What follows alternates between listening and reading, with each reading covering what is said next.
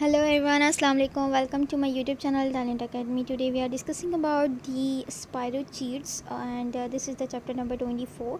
So without wasting any time अपनी video को जो है वो स्टार्ट करते हैं। सबसे पहले आज जो हमारी वीडियो है वो पूरी जो है वो ट्रिपोनिमा के ऊपर है।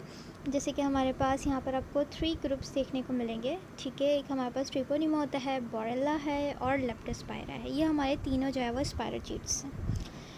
But today's video is all about the Treponema and Treponema palladium only. Okay, so this is the venereal Treponema. So without wasting any time अपनी वीडियो को जो है वो स्टार्ट करते हैं। सबसे पहले हमारे पास इंट्रोडक्शन है। इंट्रोडक्शन में ये हमारे पास 3 जेनर की बात करेंगे स्पायरोचीट्स के, ठीक है। एक हमारे पास जो है, जैसे कि मैंने अभी आप लोगों को बताया कि ट्रिपोनिमा है जो कि कॉज करता है syphilis. So today's videos is all about the syphilis और treponema pallidum and the second one is the non venereal ट्रिपोनिमो।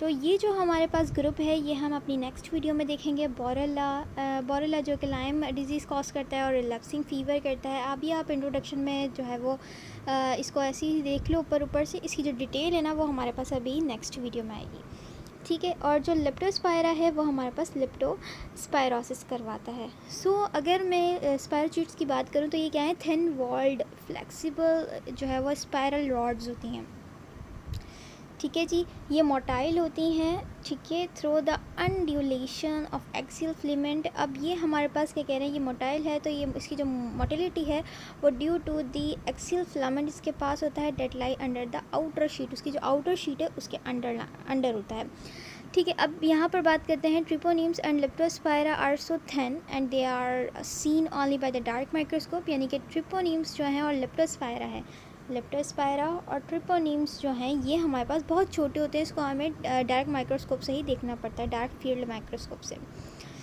ठीक है जी। और बाकी अगर आप डार्क फील्ड माइक्रोस्कोप से देख रहे हो ट्रिपोनिम्स को और लेप्टोस्पायरा को तो आपको सिल्वर इम्प्रीगेशन जो है वो आपको देखने को मिलेगा या फिर इम्यूनोफ्लोरेसेंस, ठीक है। यानी कि सिल्वर कलर का आपको एक बैक्टीरिया दिखेगा। आपकी अभी डायग्राम भी है उसमें मैं आपको दिखा दूँगी, ठीक है। और बोरेला जो है वो थोड़ा लार्जर है एक्सेप्ट जिम्सिया। तो हमने जिम्सा जो है ना वो हमारे पास एक दूसरी स्पीशी है, यानी कि बोरेला की स्पीशी है। तो वैसे तो बोरेला लार्ज है लेकिन थोड़ा लार्ज है, तो लेकिन जो उसकी जो एक स्पीशी है जिम्सा वो हमारे पास जो है वो थोड़ा लार्ज नहीं है।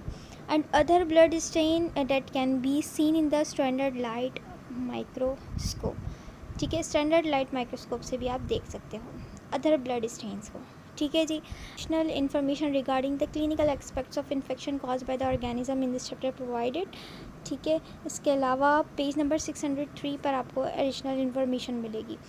आगे हम जो है वो नेक्स्ट पेज पे मूव ऑन करते हैं जी। तो आप लोग इस डायग्राम में देख सकते हो, यहाँ पर आपको सिल्वर जो है वो कलर आप लोग को देखने को मिलेगा डार्क फील्ड माइक्रोस्कोप के अंदर, ठीक है। तो this is the spirochaetes. So next हमारे पास जो अभी हम डिस्कस कर रहे हैं टुडेज़ वीडियो ट्रिपोनिमा। सो ट्रिपोनिमा पैलेडियम हमारे पास है। इसके अंदर डिजीज़ जो है वो हमारे पास क्या है, ट्रिपोनिमा पैलेडियम कॉज करता है सेफेलस, ठीक है जी।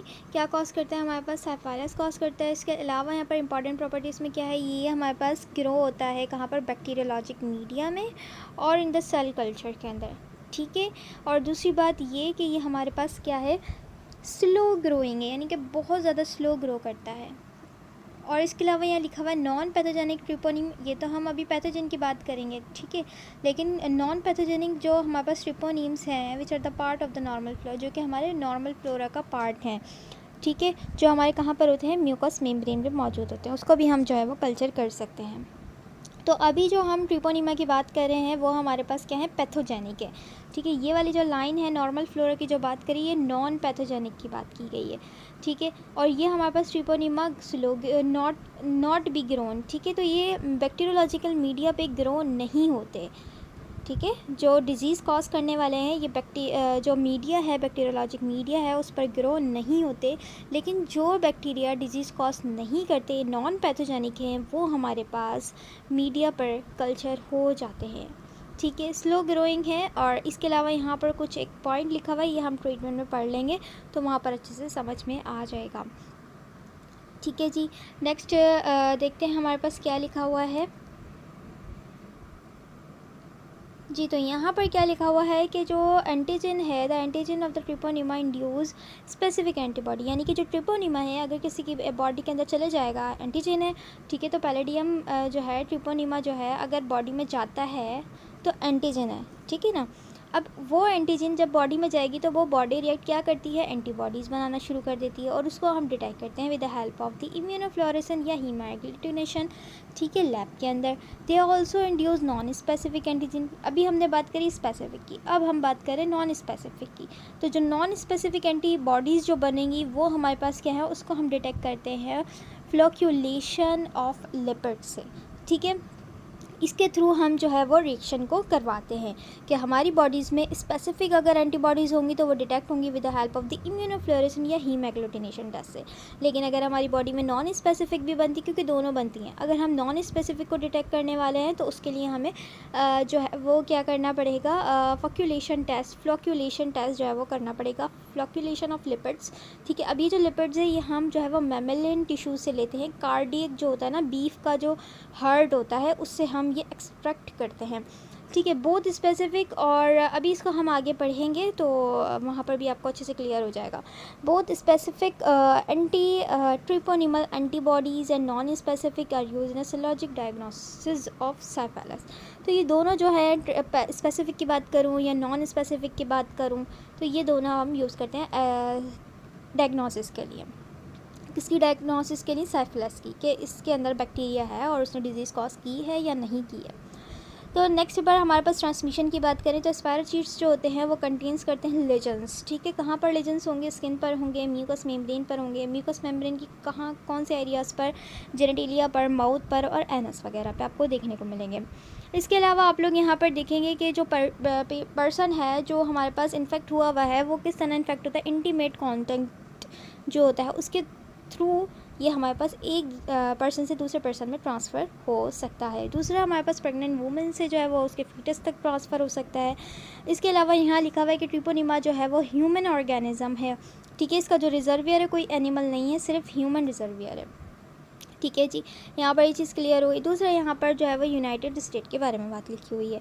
नेक्स्ट पर हमारे पास पैथोजेनेसिस है, वेरी इजी। पैथोजेनेसिस की अगर मैं बात करूँ तो इसके पास कोई टॉक्सिन्स, कोई एंजाइम मौजूद नहीं है, बस ये सिंपली स्मॉल वेसल्स की जो एंडोथीलियम होता है उसको जो है वो इन्फेक्ट करता है। तो और इन्फेक्ट करके क्या कॉज करेगा, एंड आर्टराइटिस, ठीक है, यानी कि आर्टरीज़ जो है उसके अंदर इन्फ्लामेशन कॉज कर देगा। तीसरा यहाँ पर जो है वो हमें देखने को मिलेगा कि जो साइफिलिस होता है उसकी क्या है, ये ब्रेन को भी इन्फेक्ट कर सकता है। कार्डियोवास्कुलर लीजन्स का कौन से फेस में, टर्शरी फेस में। अभी अब जो है इसके फेसेस को पढ़ेंगे तो वहाँ पर ये चीज़ क्लियर हो जाएगी आप लोगों को। तो हमारे पास जो है वो इसके कितने फेसेस हैं आपको देखने को मिलेगा, 3 फेसेस हैं।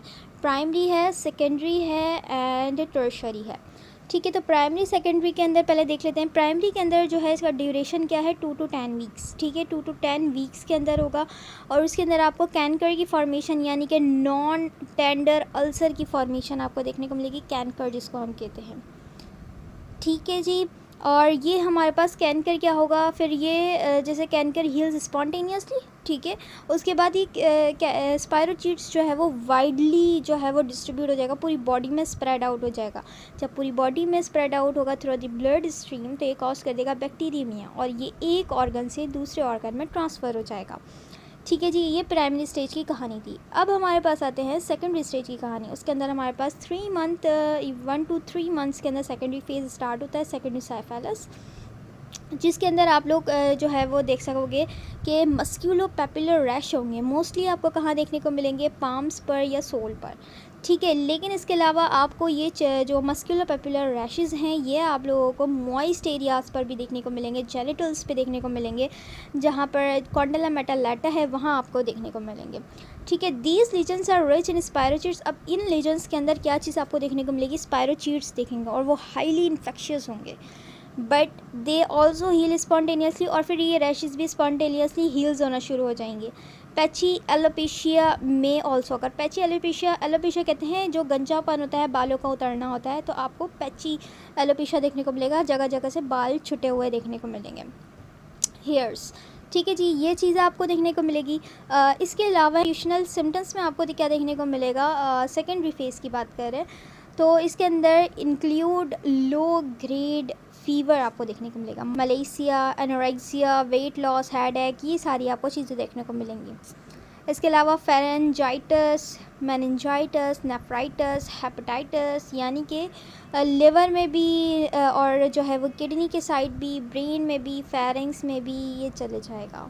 ठीक है, in some individuals the symptoms. Next page पे मूव ऑन करते हैं जी। तो आप लोग इस डायग्राम में देखोगे कि किस तरह से जो है वो पाल्मर लीजन्स आपको देखने को मिल रहे हैं।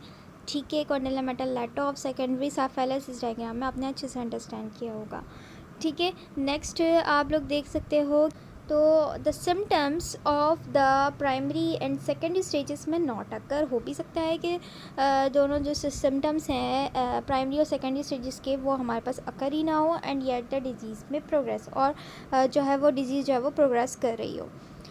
अगर हम देखें about 1/3 of these early primary secondary syphilis cases will cure, यानी कि हम 1/3 जो है वो केसेस जो है वो क्योर हो जाते हैं, मतलब ट्रीटमेंट से, विदाउट ट्रीटमेंट जो है वो रिकवर कर जाते हैं पेशेंट्स। ठीक है, without any treatment. Another third remain latent, और कुछ जो है वो हमारे पास लेटेंट फेज में चले जाते हैं।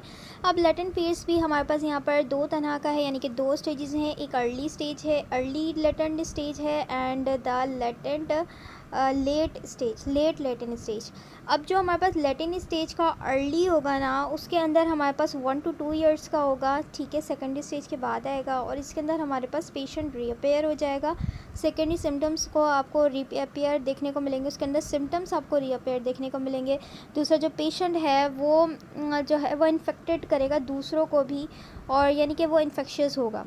लेकिन अगर मैं लेटेंट स्टेज की बात करूं, वो हमारे पास बहुत ज़्यादा सालों तक चलता रहता है, फॉर मैनी ईयर्स कोई आपको सिम्टम्स देखने को नहीं मिलता, और पेशेंट भी जो है वो नॉट इन्फेक्शियस होता है। ठीक है, तो लेटेंट स्टेज का मतलब ही क्या होता है कि जो भी हमारे पास बैक्टीरिया है वो हमारी बॉडी में जाके सो गया है, ना तो वो डिज़ीज़ को एक जो है वो पर्सन से दूसरे पर्सन में ट्रांसफ़र कर रहा है, ना तो वो उस बंदे को जो है वो इन्फेक्ट कर रहा है। लेकिन अब लेटेंट के भी यहाँ पर दो फेसेस दिए हैं, एक अर्ली और एक लेट। अगर वो अर्ली स्टेज में गया है तो वो इन्फेक्शियस है, और उसके अंदर सेकेंडरी जो है वो सेफेलस वाले कैरेक्टर अगेन से आपको देखने को मिलेंगे। ठीक है, और ये 1 to 2 ईयर्स का आपको देखने को मिलेगा।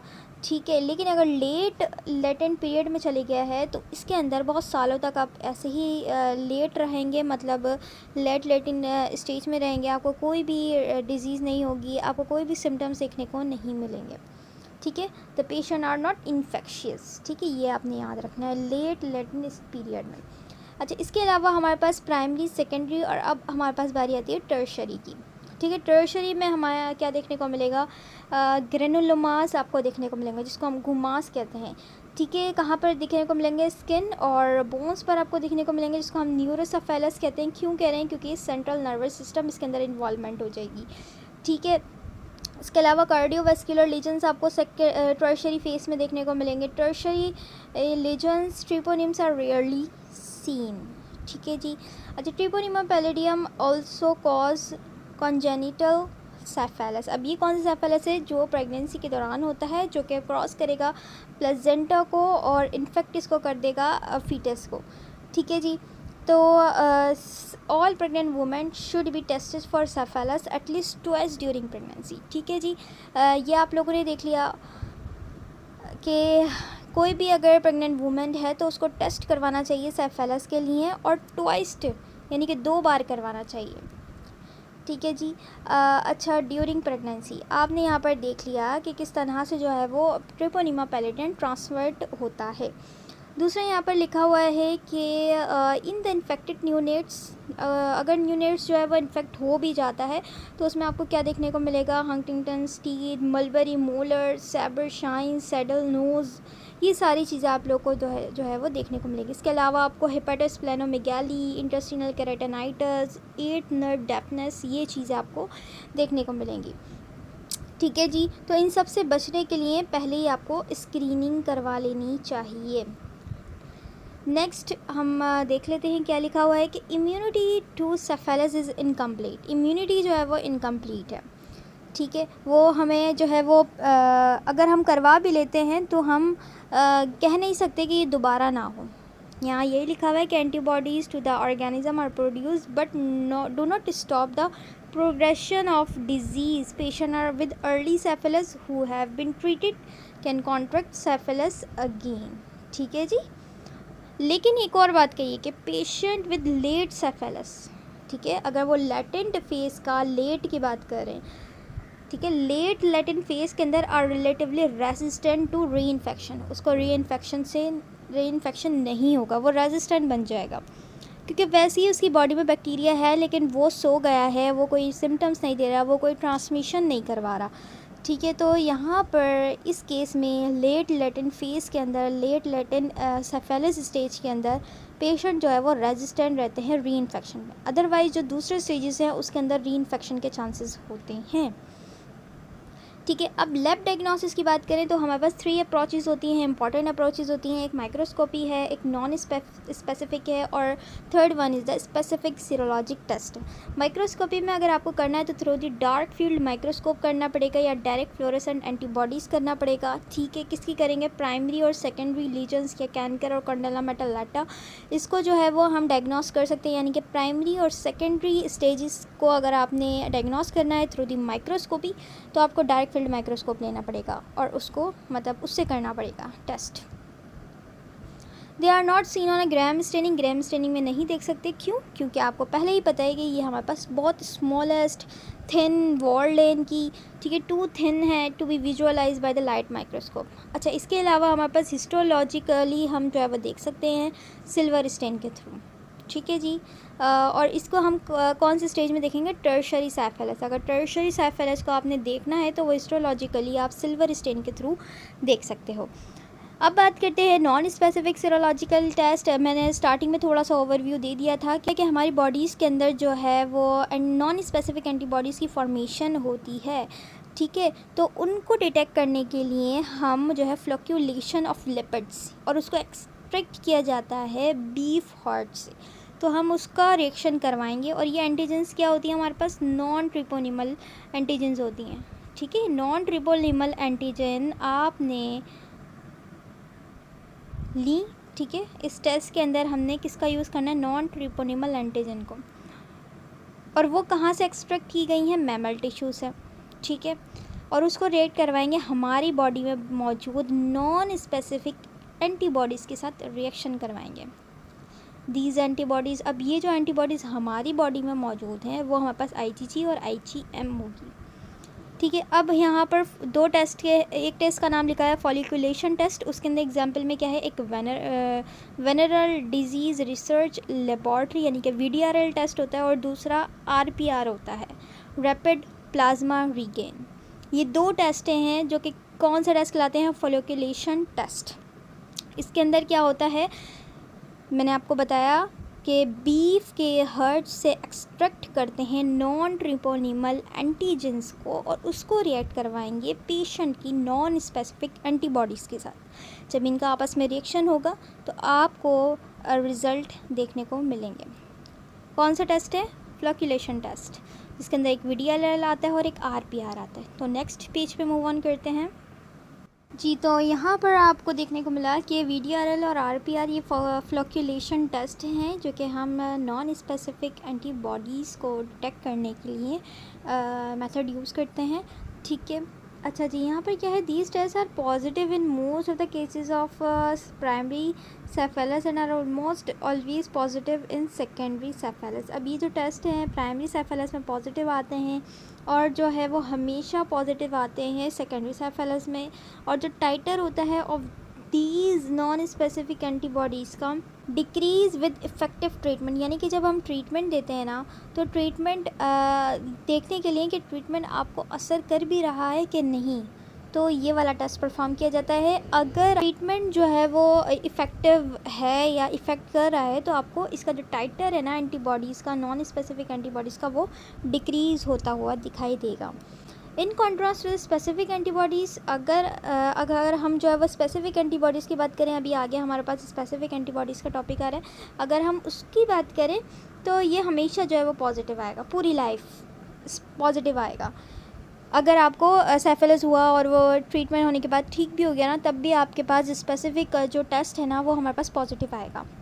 लेकिन नॉन स्पेसिफिक जो टेस्ट है वो हम एज अ यूज़ करते हैं ट्रीटमेंट देखने के लिए कि ये इफेक्टिव है ट्रीटमेंट या नहीं। नेक्स्ट पर हमारे पास बात आती है false positive reaction occur infection, यानी कि फ़ॉल्स पॉजिटिव जो है वो रिएक्शन भी हो सकता है कि उस बंदे को इन्फेक्शन ना हो, मतलब उसको बीमारी ना हो साइफेलिस की, लेकिन फिर भी उसका रिज़ल्ट जो है वो पॉजिटिव आता है।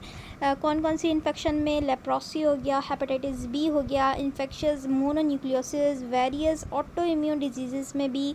तो ये वाली डिजीज़ के अंदर आपको फॉल्स पॉजिटिव रिएक्शन देखने को मिलेगा। ठीक है, उसको साइफेलिस होगा नहीं, लेकिन फिर भी उसका रिज़ल्ट पॉजिटिव आएगा। अगर आपको पॉजिटिव रिज़ल्ट को कंफर्म करना है तो उसके लिए आपको स्पेसिफिक टेस्ट परफॉर्म करना पड़ेगा। Result of non specific usually become negative after treatment. ठीक है, तो यही वाली बात कि अगर आपको पॉजिटिव और नेगेटिव कंफर्म करना है, ठीक है, ये बात आप लिख लें कि अगर आपको पता लगाना है कि इस बंदे को साइफिलिस है या नहीं है, तो आपको स्पेसिफिक एंटी बॉडीज़ को डिटेक्ट करना होगा। ठीक है, स्पेसिफिक सीरोलॉजिकल जो टेस्ट है उसको डिटेक्ट करना होगा अगर आपको साइफिलिस पॉजिटिव और नेगेटिव बताने हैं या ढूंढना है। ठीक है, लेकिन अगर आपको ये देखना है कि इसका ये ट्रीटमेंट इफ़ेक्टिव है या नहीं, तो उसके लिए आपको non specific serological test perform करना है। ठीक है जी, ये चीज़ हो गई। दूसरा, यहाँ पर वही बात कर रहे हैं कि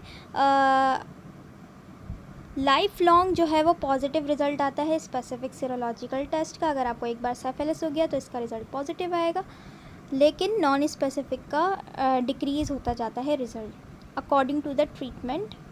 जितना इफेक्टिव होगा उतना ज़्यादा डिक्रीज़ रिज़ल्ट आपको देखने को मिलेगा।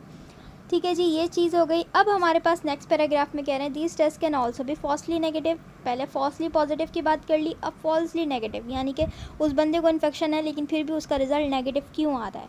तो क्यों आता है वो रिज़ल्ट? प्रोजोन फिनोमिना की वजह से। प्रोजोन फिनोमिना क्या है कि इसके अंदर आपको टाइटर जो है एंटीबॉडीज़ का हाई दिखेगा। जब टाइटर एंटीबॉडीज़ का हाई होगा और फ्लक्चुएशन टेस्ट जब हम परफॉर्म करेंगे तो रिज़ल्ट आपको गलत भी मिल सकते हैं, क्योंकि हमने केमिस्ट्री में पढ़ा है कि केमिस्ट्री के अंदर आप लोग क्वांटिटीज़ जो लेते हैं ना रिएक्शन की, एक ऑप्टिमम क्वांटिटीज़ होनी चाहिए जब भी आपका रिएक्शन एक्यूरेट होता है। लेकिन जब आपके पास एंटीबॉडीज़ का टाइटर बहुत ज़्यादा हाई आपको देखने को मिल रहा है, तो फ्लक्चुएशन जो टेस्ट है वो उसका रिज़ल्ट आपको फॉल्सली जो है वो नेगेटिव भी देखने को मिल सकता है। तो इस मसले को हल करने के लिए हम क्या करते हैं, डाइल्यूशन परफॉर्म करते हैं। डाइल्यूशन करते हैं पेशेंट के सीरम की, देन ये टेस्ट परफॉर्म करेंगे तो आपको फॉल्स रिज़ल्ट नहीं मिलेंगे, एक्यूरेट रिज़ल्ट देखने को मिलेंगे। ठीक है, इसके अलावा यहाँ पर कह रहे हैं कि दीज टेस्ट आर इनएक्सपेंसिव, यानी कि जो नॉन स्पेसिफिक हैं ये इनएक्सपेंसिव हैं। ठीक है, इजी टू परफॉर्म है, तो इसको हम यूज़ करते हैं स्क्रीनिंग के लिए, पॉपुलेशन के स्क्रीनिंग के लिए। The non specific test and the specific test are describe in more detail in chapter number 9। Chapter number 9 के अंदर हमने इसको डिटेल में पढ़ा है। ठीक है, तो इसके अलावा यहाँ पर the laboratory diagnosis of congenital syphilis is based on the, अच्छा, कॉन्जेनिटल साइफिलिस मैंने आप लोग को बताया कि कौन सा साइफिलिस होता है, इसको हम किस तरह से फाइंड आउट कर सकते हैं with the help of the VDRL test. अगर मदर को जो है वो हमारे पास साइफिलिस है तो उसको ट्रीट करना लाजमी है। ठीक है जी, तो उसको ट्रीट करना जो है वो लाजमी है, उसका ट्रीटमेंट प्रॉपर होना चाहिए। अच्छा, इसके अलावा यहाँ कह रहे हैं कि अगर किसी का पॉजिटिव VDRL टेस्ट आता है इन्फेंट का, ठीक है, इन्फेंट का रिज़ल्ट अगर हमारे पास पॉजिटिव आ रहा है तो इसका मतलब ये नहीं कि उस बंदे को या उस इन्फेंट को जो है वो बीमारी है।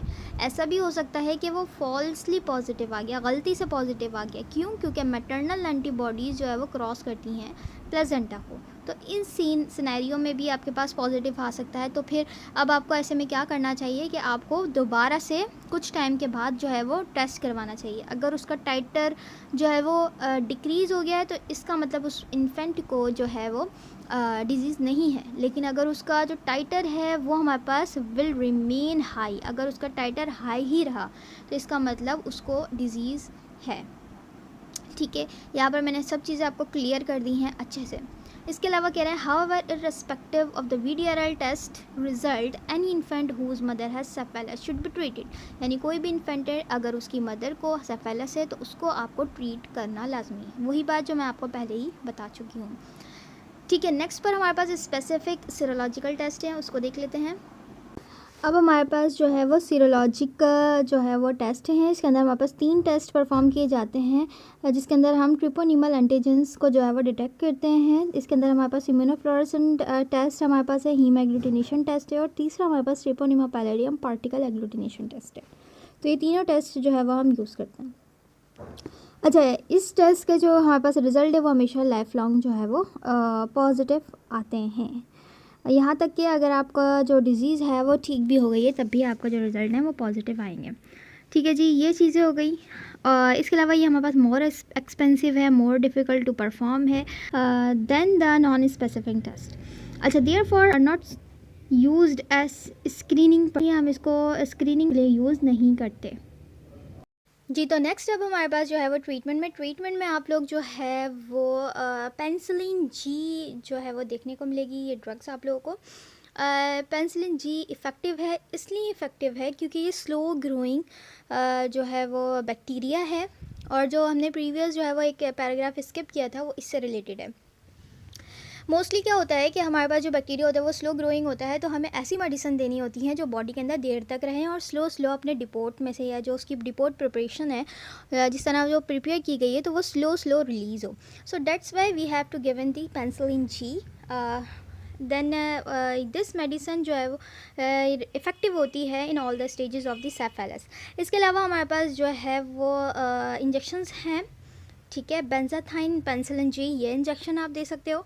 इसके अलावा आप लोग आगे देखते हैं क्या लिखा हुआ है जी। तो यहाँ पर आपको कुछ लोग होते हैं पेनिसिलिन जी उनको जो है वो एलर्जिक कॉज करती है, तो इसलिए उन पेशेंट को आप पेनिसिलिन जी नहीं दोगे। उसके लिए, उसकी रिप्लेसमेंट के लिए आप जो है वो डॉक्सीसाइक्लिन मेडिसिन जो है वो दे सकते हो। अच्छा, benzathine penicillin is used because the penicillin is released very slowly from the depot preparations. ठीक है, कि वो अपने डिपोट प्रिपरेशन से बहुत स्लोली रिलीज़ होती है। So we have to give that medicine which release slowly.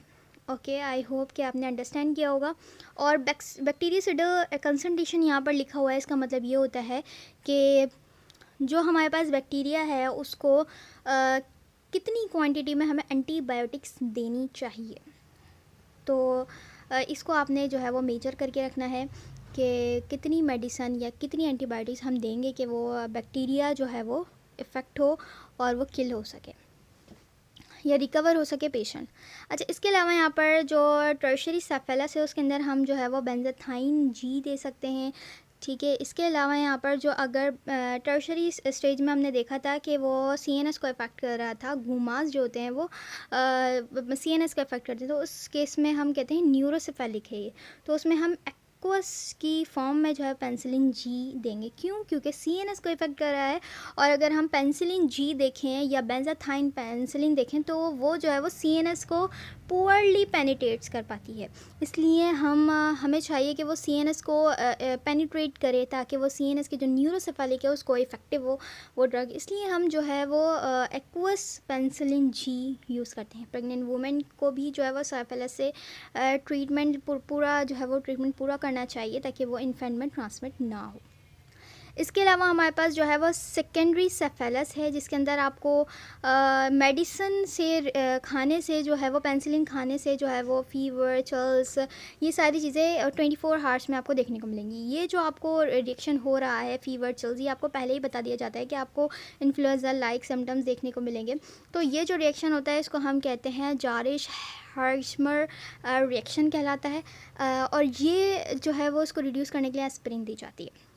अच्छा, ये क्यों होता है रिएक्शन? हमारे जो टीएनएफ जो होते हैं, ट्यूमर नेक्रोसिस जो फैक्टर होते हैं, उसकी वजह से जो है वो रिएक्शन आपको देखने को मिलता है।